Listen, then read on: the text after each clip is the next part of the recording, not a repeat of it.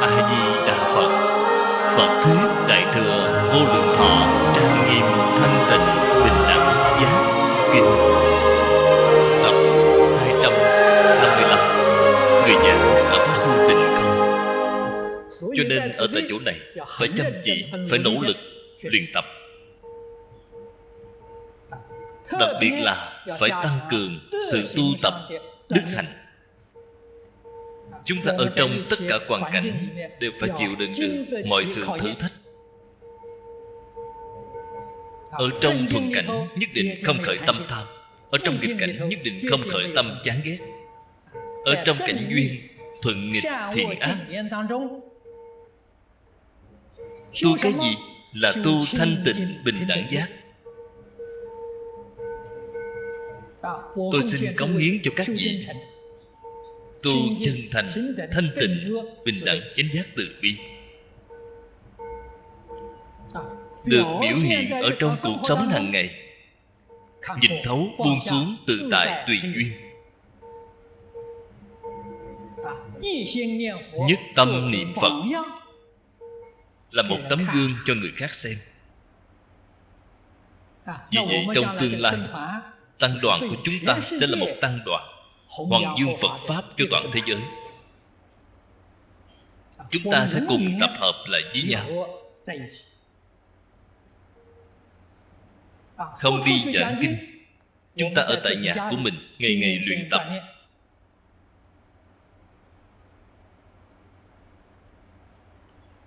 Ở nhà của chúng ta giảng đường nhiều, cơ hội luyện tập nhất định không để bị gián đoạn. Chúng ta cũng phải suy xét. Có một số đồng tu thích tham thiền, cho nên đạo tràng của chúng ta có niệm Phật đường, có thiền đường.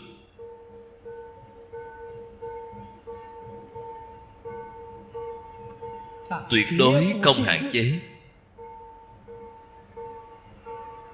Cứng nhắc quy định bạn tu một môn, điều này không tốt. Chúng ta tôn trọng nguyện vọng của bản thân mọi người, tôn trọng sở thích của bản thân mọi người.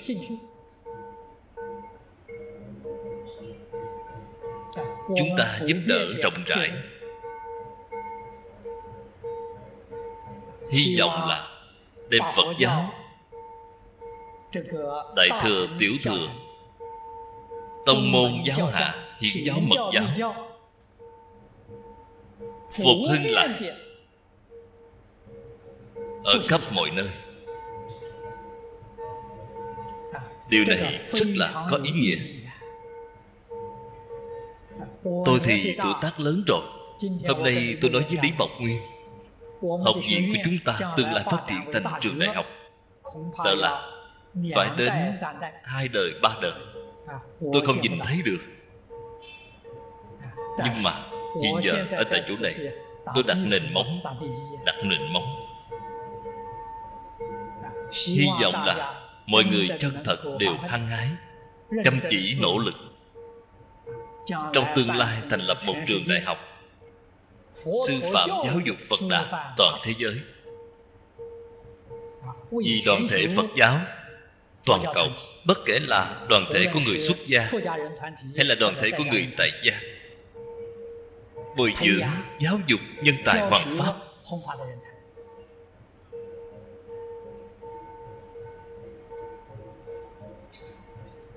Cả cuộc đời này của tôi lựa chọn cái sự nghiệp này, thật sự là đã thành công rồi. Không phụ lòng của Phật Bồ Tát, không phụ lòng của Tổ sư Đại Đức, cũng không phụ lòng sự hộ pháp của tứ chúng. Thật sự là xứng danh. Trên đền 4 ân nặng, dưới cứu khổ 3 đường. Đối với thế gian, nhất định phải hiểu được Thế Tôn giảng ở chỗ này, nghiệp báo của chúng sanh không thể nghĩ bạc. Chúng ta phải xem chúng sanh là bình đẳng, không hiểu rõ chân tướng sự thật này, không hiểu rõ cái đạo lý này, sự đối đãi giữa người với người đều là việc chẳng có vui sướng gì. Tu hành đều là tổn hại bản thân mình. Trong tâm một niệm cũng chẳng vui. Cái tâm bình đẳng của chúng ta bị mất rồi. Nhìn thấy người ta làm ác thì gật gật đầu, như thị như thị. Vì sao vậy? Nghiệp nhân quả báo không thể nghĩ bàn.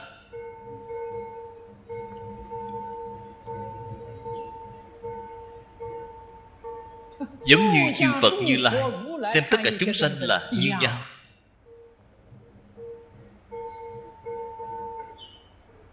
Kinh điển vừa mở ra thì câu đầu tiên là như thị ngã danh. Cái ý nghĩa này thật là sâu. Nhìn thấy chúng sanh hành thiện tích đức, như thị như thị. Nhìn thấy chúng sanh tạo ác làm xấu, cũng cười cười như thị như thị. Hoàn toàn là tâm bình đẳng, rất là rõ ràng, rất là minh bạch. Không có được cái công phu này thì phải làm sao? Cái công phu này cần một thời gian gây dựng. Phải hài lòng với hoàn cảnh tu học. Đó chính là mỗi ngày huân tu, nhất định không thể lơ là. Một môn thâm nhập, huân tu lâu dài.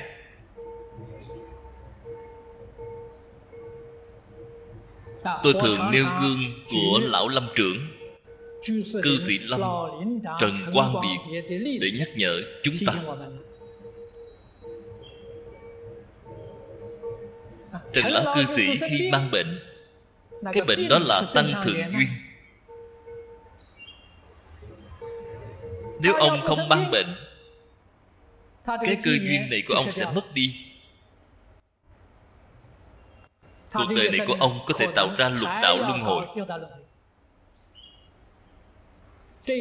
Cái căn bệnh này để giúp cho ông. Bệnh rồi thì không thể đi làm, không thể làm việc, ngày ngày nằm ở trên giường. Nằm ở trên giường nghĩ ngợi lung tung, như thế thì có nguy không? Nghĩ ngợi lung tung là tạo nghiệp, không nghĩ ngợi lung tung là vô minh.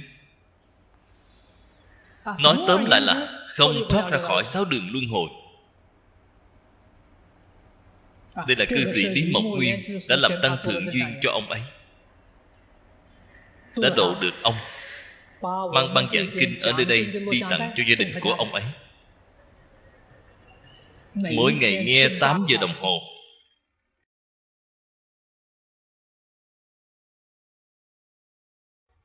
Ông đặt ở trong phòng, cái tivi ở ngay đầu giường của ông. Mắt vừa mở ra là thấy nghe tivi. Mỗi ngày nghe kinh 8 giờ đồng hồ. Ông nghe hiểu rồi, nghe thông suốt rồi. Ông nói với chúng tôi, vạn duyên buông xuống nhất tâm niệm Phật. Trong lúc không nghe giảng kinh thì niệm Phật, niệm mệt rồi thì đi nghỉ, nghỉ xong rồi không nghe giảng kinh thì đi niệm Phật. 4 năm ông đã thành công. Việc giảng sanh của ông không phải là giả, là có bằng chứng. Ai làm chứng? Là quan thân trái chủ của ông. Không phải là đến niệm Phật đường cư sĩ Lâm hay sao? Yêu cầu quy y, yêu cầu nghe kinh. Họ đến để làm chứng. Họ nói rằng người của họ đến không ít, rất nhiều, là quán thân trái chủ của Lão Lâm Trưởng. Hiện giờ nhìn thấy Lão Lâm Trưởng giảng sanh thế giới cực lạc, họ rất là vui mừng. Họ không gây phiền phức nữa. Nhìn thấy điều tốt này, yêu cầu quy y. Chúng tôi cho quan thân trái chủ của ông, cho họ nhận sự quy y, yêu cầu nghe kinh. Còn chỉ định là phải nghe kinh Địa Tạng.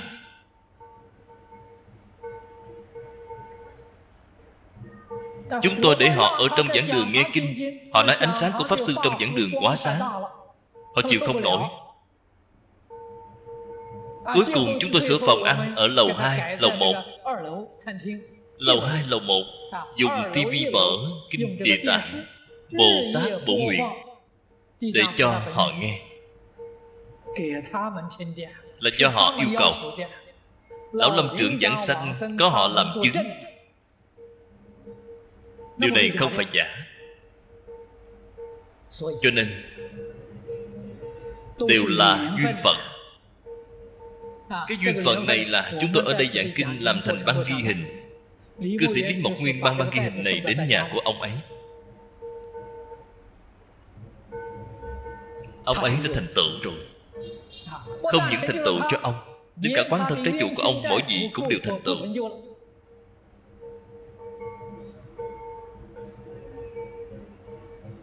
Sự việc này là do chính mắt chúng tôi trông thấy.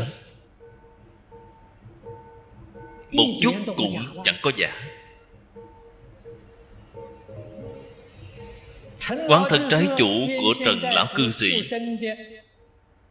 ở bên cạnh của cư sĩ Đỗ Mỹ Toàn cũng thường xuyên ở nơi đây nghe kinh. Cư sĩ Đỗ Mỹ Toàn cũng có công đức, lấy thân của mình cho họ mượn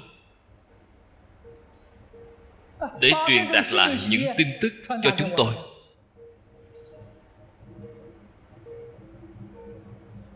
Mỗi vị đều là Bồ Tát thị hiện, đều là đến để giúp đỡ chúng ta, đều là đến để giác ngộ cho chúng ta.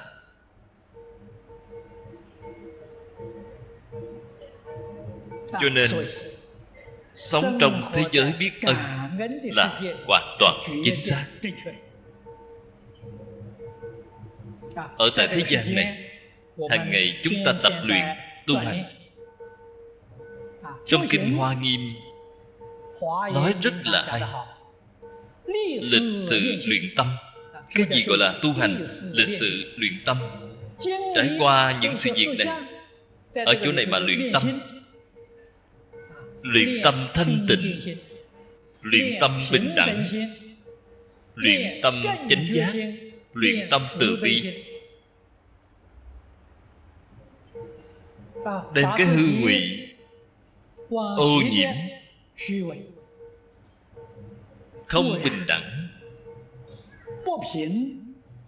mê hoặc, tự tư tự lợi, những tư tưởng kiến giải sai lầm này ngày trước của mình, tất cả đều đem dẹp bỏ.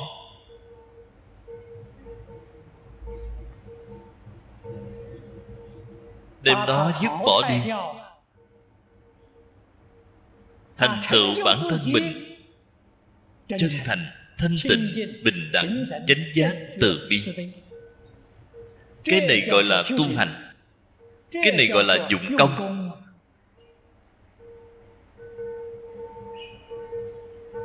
Tập khí phiền não của chúng ta có giảm dần theo mỗi ngày hay không? Cái tâm đại bồ đề của chúng ta, 5 thứ tâm này đều là tâm đại bồ đề, có tăng trưởng theo mỗi ngày hay không? Nếu như từ bản thân quả nhiên có thể phát hiện được tập khí phiền não của tôi thực sự mỗi năm mỗi giảm, mỗi tháng giảm, mỗi ngày giảm. Tâm bồ đề của tôi thực sự mỗi ngày tăng trưởng lên. Chúc mừng bạn. Việc giảng sanh hãy vỗ ngực, nắm được chắc rồi.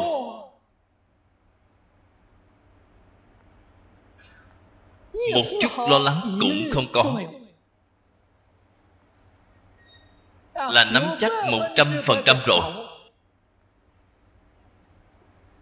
Ở trong thế gian này, khởi tâm động niệm, lời nói, việc làm đều là thuận thiện, đều là lợi ích cho chúng sanh. Đường chúng ta đi là Bồ Tát đạo. Chúng ta tu là Bồ Tát hạnh.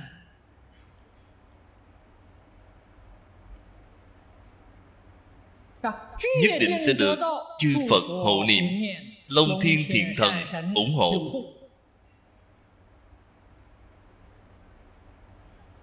Vấn đề là chúng ta có chịu làm hay không?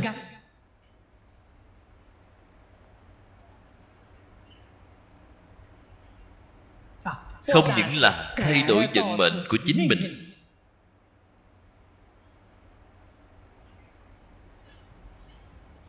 thật sự giúp chúng ta được siêu phàm nhập thánh chỉ trong một đời này.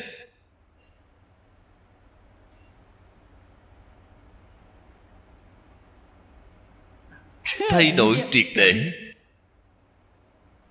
thay đổi 180 độ. Không phải là làm không được, hoàn toàn là có thể làm được.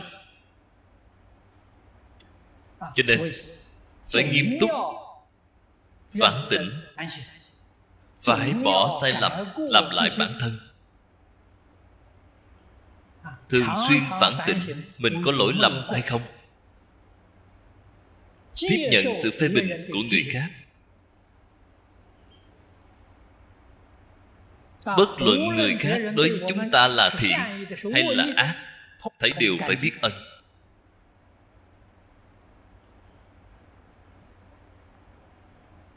Có sự phỉ báng, chúng ta nghe được, tuyệt đối không trách móc người, lập tức phản tỉnh là mình có như lời người ta nói hay không. Nếu như thật sự đúng như lời họ nói thì phải cải đổi. Họ nhắc nhở ta, họ giáo huấn ta ở chỗ này, ta lập tức bỏ sai lầm, sửa đổi bản thân. Nếu như lời của họ nói là vu oan cho ta, mình không có lỗi lầm này, ta cần phải cảm ơn họ. Vì sao vậy? Tiêu nghiệp chướng thay cho ta. Người mà vô duyên vô cớ bị người ta hủy bán, vì sao thường thường có đại phước báo. Nếu như chúng ta khởi oán hận thì cái phước báo đó không còn, sau này là có đại phước báo. Điều này trong lịch sử có ghi chép rất là nhiều, là thật chứ không phải là giả.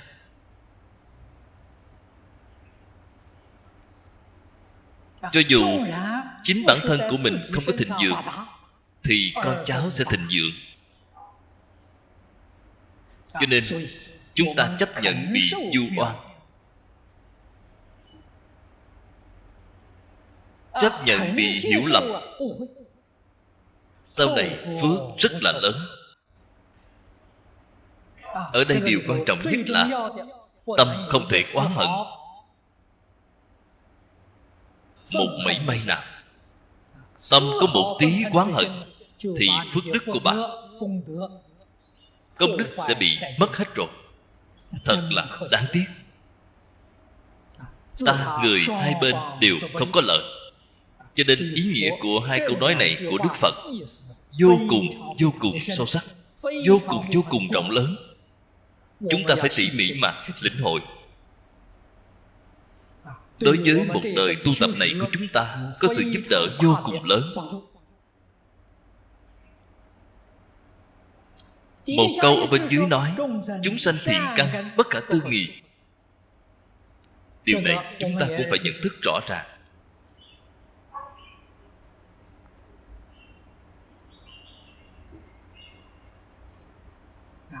Biết được thiện căn của chúng sanh,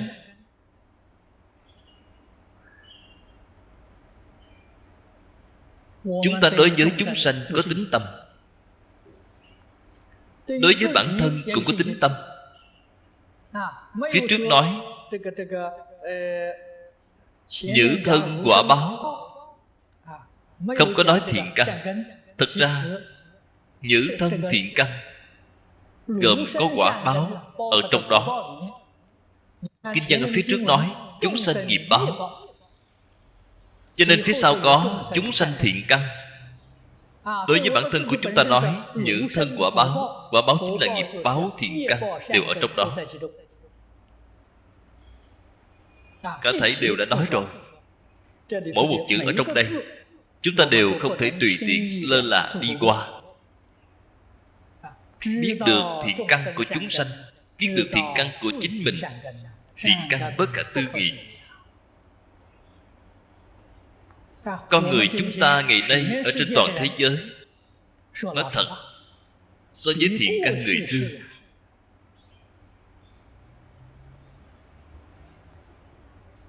không những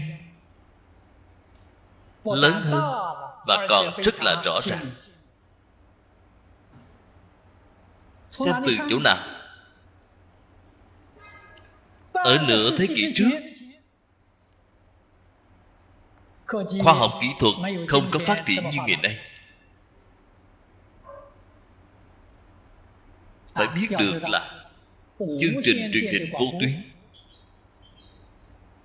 truyền hình cùng với mạng Internet, đây là sự việc của nửa thế kỷ sau này.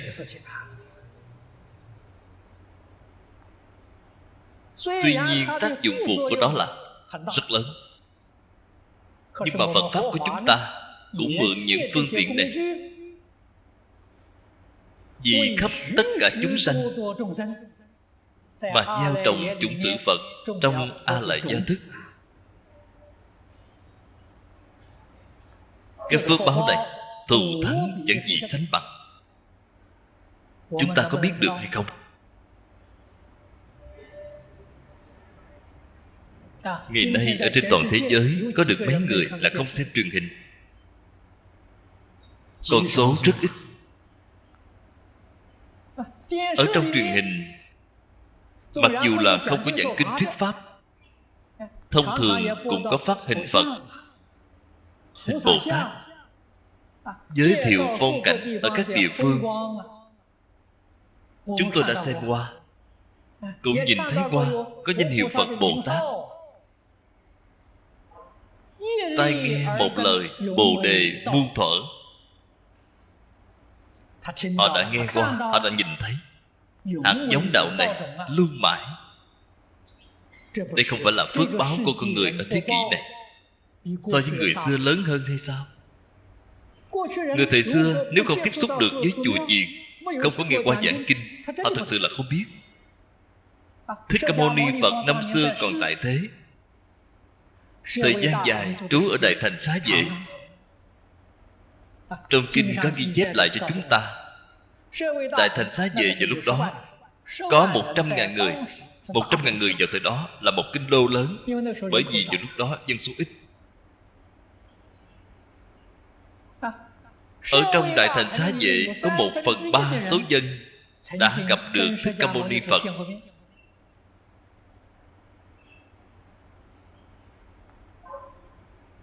Có 1/3 số dân thì vẫn chưa có được gặp Đức Phật.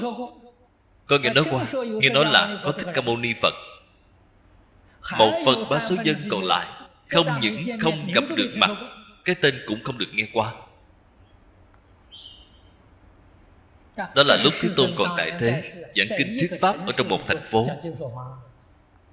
giống như chúng ta ở chỗ này vậy.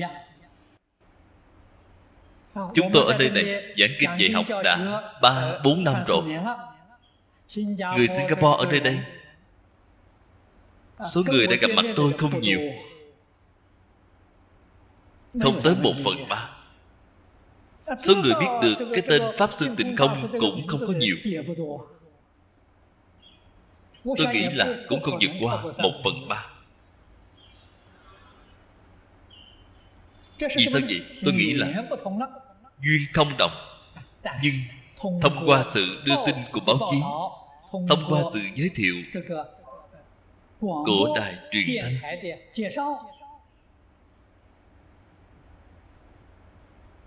thì số người biết được đã nhiều rồi. Biết được tuy là ấn tượng không có sâu sắc, chỉ là có vài giây xem qua, chỉ có 1-2 phút. Nhưng mà bạn phải hiểu, chỉ cần có 1 giây thôi thì cái ấn tượng đó đã đi vào trong A Lại Gia thức. Hạt giống Phật đã được trồng xuống rồi. Cái công đức thù thắng này, cái thiện căn này bất khả tư nghị. Chúng ta phải biết. Vì vậy tôi thường hay khuyến khích các đồng tu nhất định phải giỏi về vận dụng khoa học kỹ thuật cao này, vận dụng tất cả mọi phương pháp.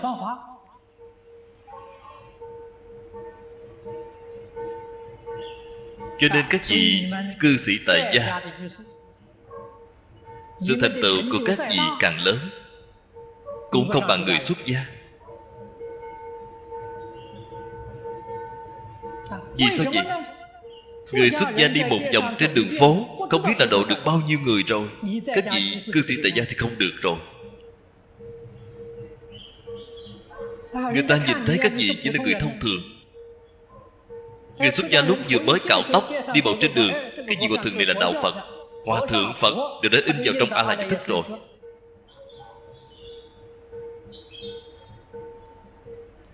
Vị hòa thượng này cho dù không có tu hành, cho dù là phá giới, ông cũng là độ được không ít chúng sanh. Ông cũng làm cho rất là nhiều chúng sanh đã trồng được thiện căn trong A La Gia Thức. Không thể xem thường tỳ kheo phá giới. Cái việc mà họ có thể làm được, bạn thì làm không được. Bạn là người tốt của thế gian, ở trong xã hội làm không biết là bao nhiêu việc từ thiện. Người ta xem thấy bạn cũng không nhớ Đức Phật. Bạn không có cái năng lực này. Người xuất gia cho dù là không tốt, người ta vừa gặp được liền nghĩ đến Đức Phật. Cái công đức này thật là lớn. Tương lai khi mà họ gặp được duyên, tu hành chứng quả thành Phật, ai trồng cái nhân này vậy? Là do người xuất gia trồng thay cho họ.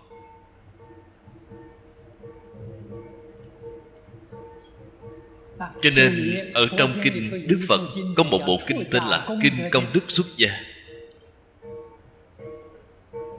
Đức Phật tán thán công đức xuất gia, không thể nghĩ bạc, rất là có đạo lý. Cái đạo lý này rất là sâu, cảnh giới vô cùng tinh tế, không phải là người thông thường có thể nhìn ra được. Cho nên đối với chúng sanh thiện căn bất khả tư nghị, chúng ta có thể lý giải, có thể lĩnh hội được. Cho nên các đồng tu tại gia cũng cần phải nghĩ cách.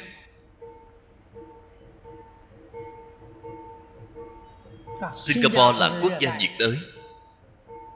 Chúng tôi nhìn thấy ở nước nhiệt đới rất nhiều người trên phố mặc một cái áo thun là được rồi. Ở trên cái áo thun in hình Đức Phật. Đừng có ngại, in hình Đức Phật rồi, hình Đức Phật này mang đi giặt, những cái bị bẩn e sợ phải tạo nghiệp tội. Tạo nghiệp tội cũng đừng có ngại, độ chúng sanh mới cần thiết. Độ chúng sanh phải ưu tiên, để cho chúng sanh trồng thiện căn trong A La Gia Thức mới là quan trọng. Nếu như tâm của chúng ta là chứa cái tâm này rồi, tượng Phật làm sao mà làm hại chứ? Đức Phật nhìn thấy được còn hoan hỷ nữa. Bạn muốn hỏi Đức Phật, con làm thế này thì có làm sao không? Nhất định Đức Phật trả lời là con làm rất đúng, con không làm sai. Thiện tâm giúp đỡ tất cả chúng sanh, gieo trồng hạt giống Phật. Có thể in hình Phật, có thể in hình Bồ Tát, có thể in danh hiệu Phật Bồ Tát.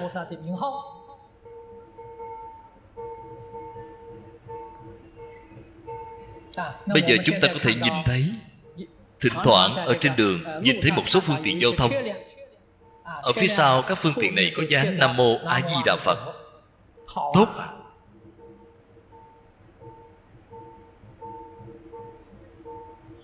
Họ là cầu sự bình an, thật sự là có bình an. Điều này không phải là giả. Xe của họ đi đến bất kỳ chỗ nào, người ta nhìn thấy thì đã trồng được thiện căn rồi.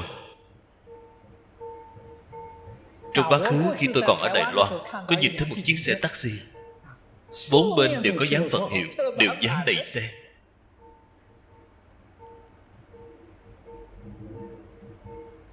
Tốt, rất là tốt. Tôi cũng rất là tán thán ông ấy.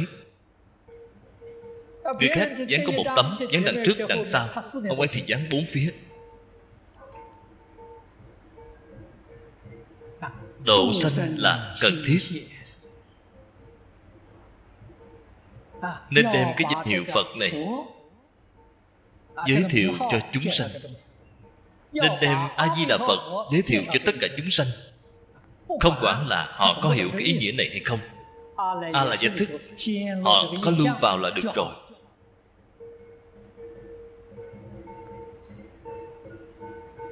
Ngày xưa Đài Loan vẫn chưa có giàu như vậy. Cuộc sống vẫn còn ở trong hạng bậc trung. Chúng tôi in kinh sách, in những loại giấy dán hình Phật, đều là những chuyện chẳng có dễ dàng gì. Vào khoảng thời gian đó, tôi khuyến khích các đồng tu, ở nhà của các đồng tu, ra khỏi nhà thì trên tay cầm một sâu chuỗi. Vì sao vậy? Người ta nhìn thấy được sâu chuỗi thì nghĩ là người này học Phật, ấn tượng Phật đã in vào trong A Lại Gia Thức rồi.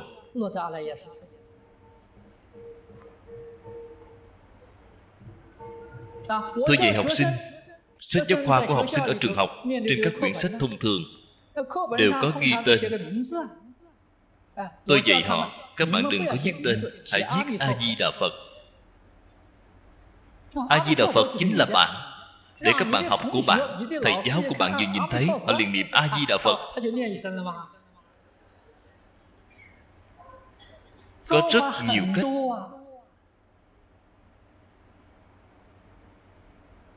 Giống như người mở tiệm kinh doanh, trong tiệm thờ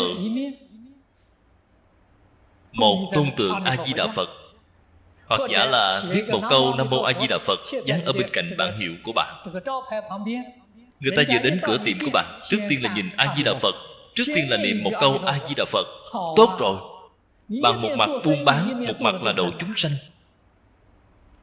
Phương pháp thực tế là rất nhiều.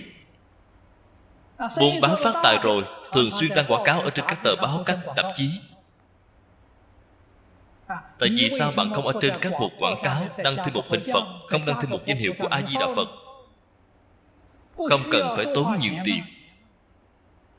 Công đức của bạn rất là lớn.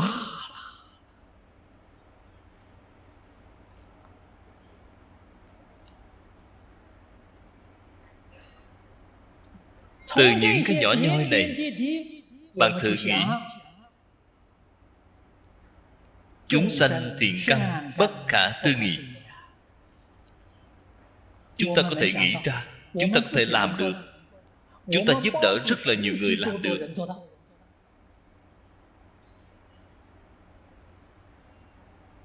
Hiện nay du lịch là một chuyện rất là bình thường. Mỗi một người có kỳ nghỉ phép đều muốn ra nước ngoài du lịch. Du lịch, bạn phải ký gửi hành lý, túi hành lý dán A-di-đà Phật. Đừng có ngại. Cái túi hành lý A-di-đà Phật này bị người ta làm thất lạc, không cung kính, không sợ chuyện này.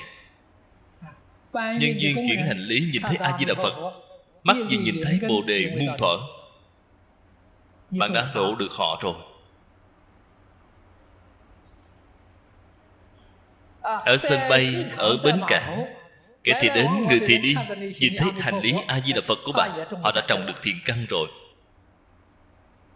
Người học Phật phải thường xuyên chất chứa cái tâm này, phải thường xuyên giúp đỡ tất cả chúng sanh. Làm thế nào để đem Phật Pháp giới thiệu cho họ? Trong số người đó, có một số người sau khi nhìn thấy, họ hiếu kỳ, họ đến hỏi bạn, xin bạn chỉ dạy. Vậy tốt rồi, quyển sách nhỏ kết pháp duyên của bạn, hợp đĩa có thể tặng cho họ để kết duyên. Họ có niềm vui. Cho nên những phẩm vật nhỏ dùng để kết duyên luôn mang theo bên mình. Bất luận là đi đến đâu cũng không được quên. Tùy lúc mà kết duyên với họ, họ muốn biết nhiều hơn một chút, giới thiệu họ đi nghe kinh.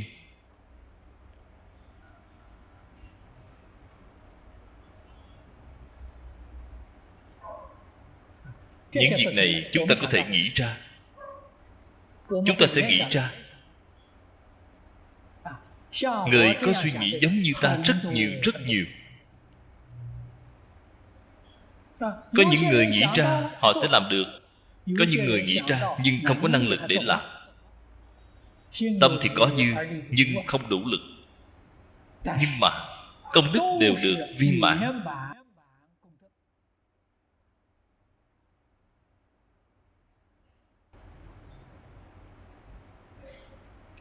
Từ đó cho thấy tu hành đoạn ác, đoạn phiền não, đoạn tập khí là bổn phận của bản thân chúng ta, cũng cần có bản lĩnh nhắc nhở.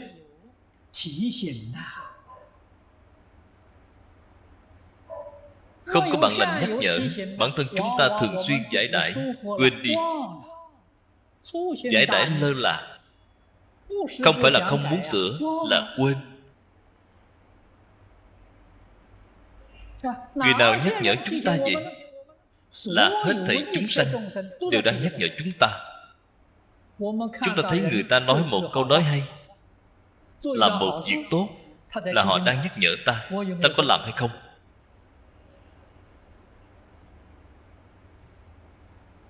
Nhìn thấy người ta làm một việc xấu, nói những lời xấu, cũng là đang nhắc nhở chúng ta.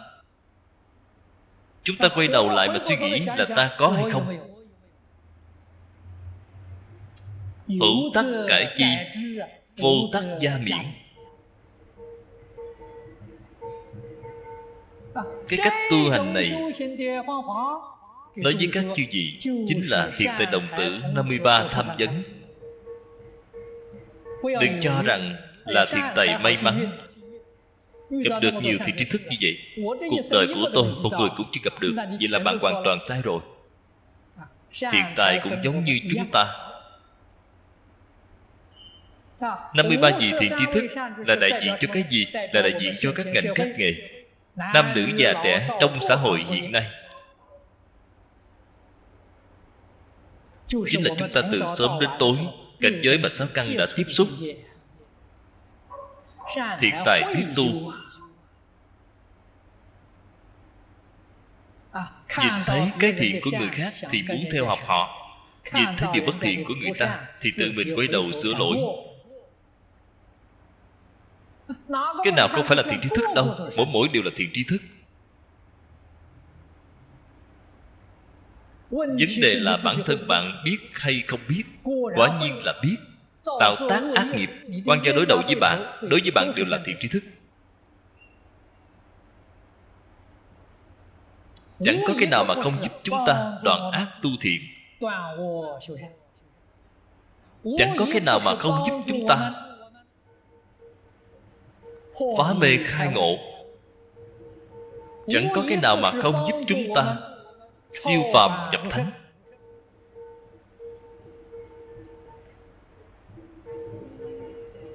Thực ra nói, tông môn tổ sư đại đức thường thường trắc nghiệm học sinh biết hay không. Cái công án này nhắc nhở bạn biết hay không. Quả nhiên là biết rồi.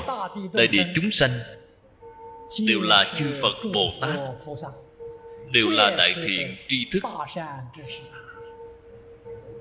Không biết Phật Bồ Tát tổ sư đại đức đang ở trước mặt của bạn, bạn cũng không nhận ra. Bạn cũng bị sai lầm. Mấu chốt ở chỗ là biết hay không biết.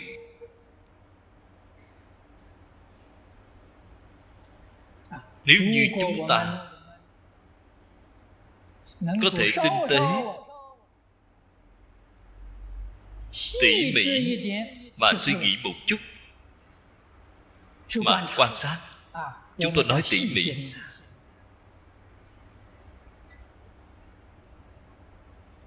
bạn mới có thể gặp đạo. Đại đạo Bồ Đề,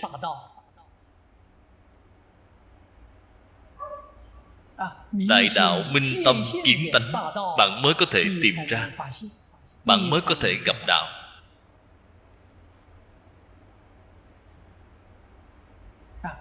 Sau khi gặp đạo, bạn mới có thể tu đạo.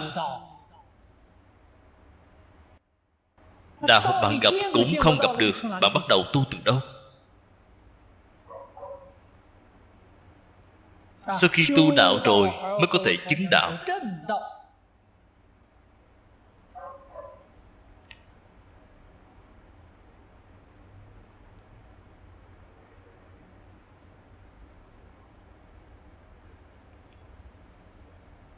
Chúng ta xem lại cái câu ở dưới đây: chư Phật thánh lực, chư Phật thế giới, diệt bất khả tư nghị. Chúng tôi xin giới thiệu với mọi người đức năng trí huệ của chư Phật. Rất nhiều người chẳng có tin. Giới thiệu thế giới chư Phật, những người đó càng không tin.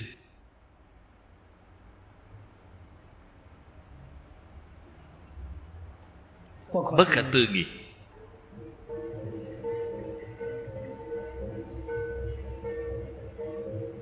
Do đó, dẫn dắt sơ cơ nhất định phải có thiện xảo phương tiện.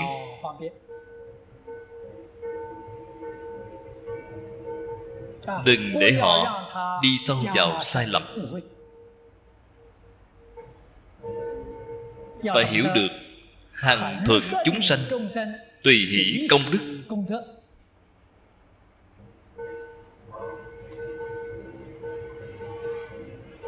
Đối với người sơ học, đặc biệt là phần tử tri thức, bây giờ nói con người tiếp nhận qua sự giáo dục khoa học,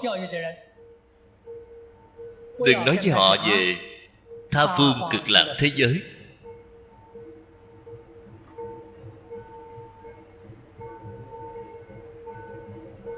Vậy nói với họ cái gì? Thế giới cực lạc ở thế gian này của chúng ta. Cái thế giới cực lạc tại thế gian này ở chỗ nào vậy? Tâm thiện. Chúng tôi thường giảng tâm thiện thì thân sẽ thiện. Thân tâm đều thiện, hoàn cảnh của chúng ta sẽ thiện. Bạn sống qua mỗi ngày rất là vui vẻ, vậy cuộc sống của bạn là thế giới cực lạc rồi. Điều này họ mà nghe qua, họ có thể chấp nhận.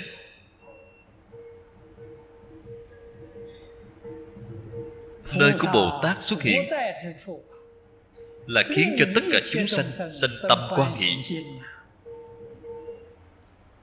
là ở trong tứ nhiếp pháp bạn mới có thể tiếp dẫn được họ. Bạn nói một số điều họ không thể tiếp nhận, lắc đầu bỏ đi. Một nhóm các người là đồ mê tín, còn mắng cho các bạn một trận nữa.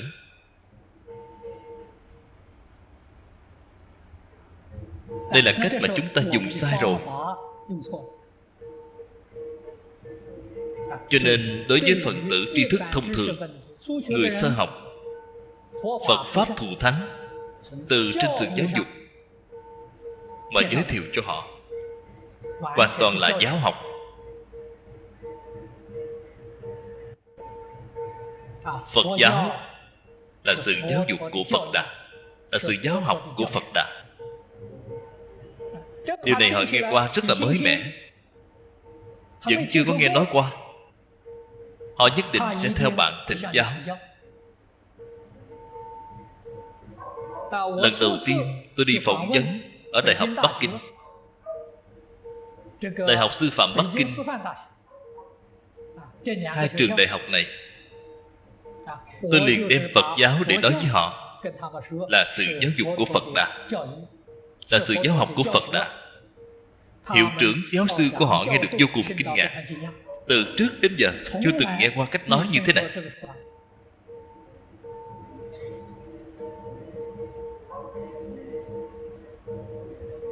Sau đó chúng tôi tiến thêm một bước, là giải thích cho họ.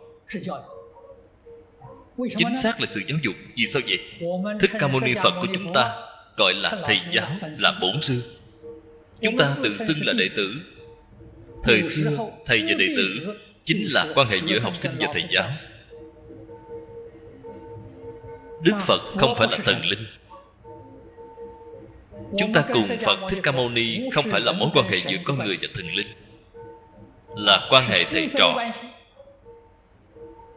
Điều này họ vừa nghe thì liền hiểu.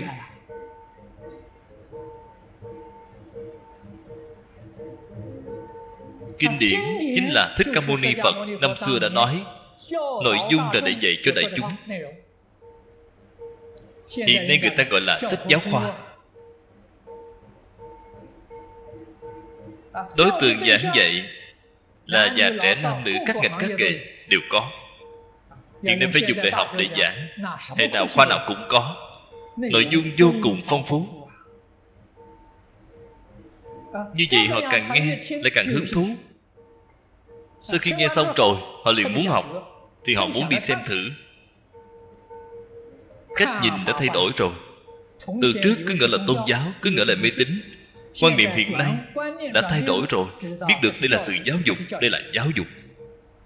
Họ muốn tìm tư liệu từ bên trong để họ tham khảo.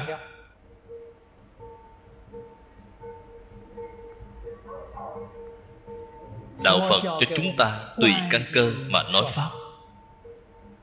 Nhất định chúng ta phải biết đối tượng của chúng ta là người như thế nào. Chúng ta nên nói với họ như thế nào, giới thiệu cho họ như thế nào, họ mới hoan hỷ tiếp nhận.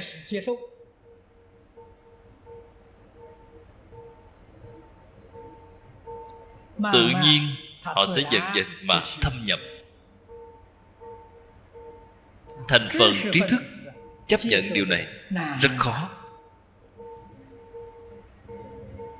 Khi tôi còn trẻ, điều mà tuyệt đối không tin chính là Phật giáo. Tôi xem họ đều là mê tín, nhất định không chịu tiếp nhận. Tôi theo lão sư Phương Đông Mỹ. Lão sư Phương không có xem đó là tôn giáo, mà xem đó là triết học. Cho nên tôi là từ triết học mà đi vào cửa Phật. Nếu đó là tôn giáo thì tôi sẽ không đi vào cửa này. Tôi không thể nào chấp nhận. Lão sư Phương nói đó không phải là tôn giáo, đó là nền triết học tốt nhất ở trên thế giới. Nền triết học xưa nay trong ngoài nước, Phật giáo là đỉnh cao nhất. Chúng tôi là từ cửa này mà đi vào. Sau khi đi vào rồi mới phát hiện ra lão sư Phương nói đó là triết học. Chỉ nhìn thấy được một mặt, là giống như trường học vậy. Chỉ nhìn thấy được có một ngành, vẫn chưa nhìn thấy được rất là nhiều. Thâm nhập rồi, vừa xem thì mới hiểu được đó chính là một đại pháp thật sự viên mãn, cứu cánh viên mãn. Tất cả pháp thế xuất thế gian, một điều cũng chẳng lọt. Đây mới thực sự là điều hấp dẫn giữ chúng tôi lại. Tín tâm kiên định, cả đời cũng sẽ không thay đổi. Chăm chỉ nỗ lực mà học tập. Chư Phật thánh lực, chư Phật thế giới, diệt bất khả tư nghị. Ý nghĩa của hai cái câu này vẫn chưa giảng xong. Hôm nay thời gian hết rồi, chúng tôi xin giảng đến chỗ này. A Di Đà Phật. Cẩn dịch Vọng Tây Cư Sĩ.